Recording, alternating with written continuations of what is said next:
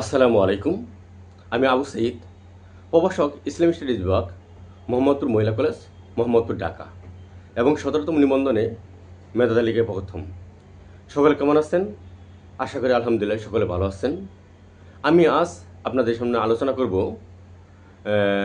বিশেষ সুবিধা বা বিশেষ প্রণোদনা নিয়ে।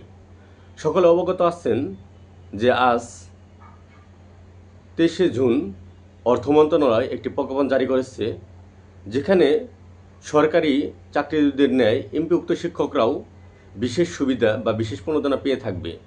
আপনারা ভিন্ন মাধ্যমে আমার কাছে জানতে চেয়েছেন এই প্রণোদনাটা কি শুধু বছরে একবার দেওয়া হবে কিনা, নাকি প্রতি মাসে দেওয়া হবে এবং কত পার্সেন্ট দেওয়া হবে এই বিষয়ে।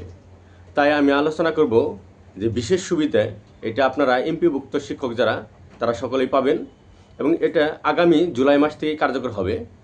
এই ক্ষেত্রে 1 থেকে 10 নবম গ্রেড পর্যন্ত যারা আছেন আপনারা আপনাদের বেসিক বেতনের 10% পাবেন, এমনকি সেটা ইনক্রিমেন্ট হওয়ার পরে জুলাই মাস থেকে যে বেতনটা আপনারা পাবেন, আপনারা সকলে অবগত আছেন প্রতি জুলাই মাসে 5% ইনক্রিমেন্ট হয়।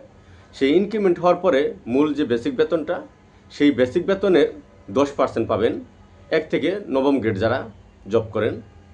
আর যারা 10ম থেকে 20তম গ্রেডের জব করেন, এমপিভুক্ত শিক্ষক কর্মচারী, সরকারি কর্মচারীদের ন্যায় তারাও 15% বিশেষ সুবিধা পেয়ে থাকবেন। এমনকি এই বেতনটা আপনারা আগামী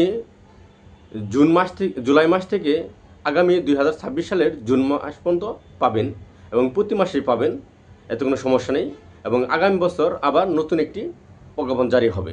আগামী বছরের আগ পর্যন্ত, জুন পর্যন্ত এই বিশেষ সুবিধাটা আপনারা পেয়ে থাকবেন। বিশেষ সুবিধা বা বিশেষ প্রণোদনা নামে পরিচিত। এটা 1 থেকে নবম গ্রেড 10% এবং 10 থেকে 20তম গ্রেড পর্যন্ত, 10ম গ্রেড থেকে 20তম গ্রেড পর্যন্ত 15% এই বিশেষ সুবিধাটা পেয়ে থাকবেন। এমনকি যারা 2018তম নিবন্ধনে যারা এবছর নিয়োগ পাবে বা 6ষ্ঠ গণবিজ্ঞপ্তিতে যারা জয়েন করবেন আপনারাও এই সুবিধার অন্তর্ভুক্ত হবেন, এতে কোনো সমস্যা নেই। তাই আপনারা যারা নতুন জয়েন করতেছেন, আশা করি আপনারা জয়েন করার পরেই শুরুতে এই বিশেষ প্রণোদনাটা পাবেন। সকলেই ভালো থাকবেন। আর যদি কোনো প্রশ্ন থাকে তাহলে আপনারা কমেন্টের মাধ্যমে জানাবেন, আমি উত্তর দেওয়ার চেষ্টা করব। যদি আপনাদের এই ভিডিওটা ভালো লেগে থাকে তাহলে অবশ্যই লাইক, কমেন্ট এবং শেয়ার দিয়ে পাশে থাকবেন। সকলে সুস্থ থাকবেন, ভালো থাকবেন। সকলের জন্য শুভকামনা রইল। আসসালামু আলাইকুম।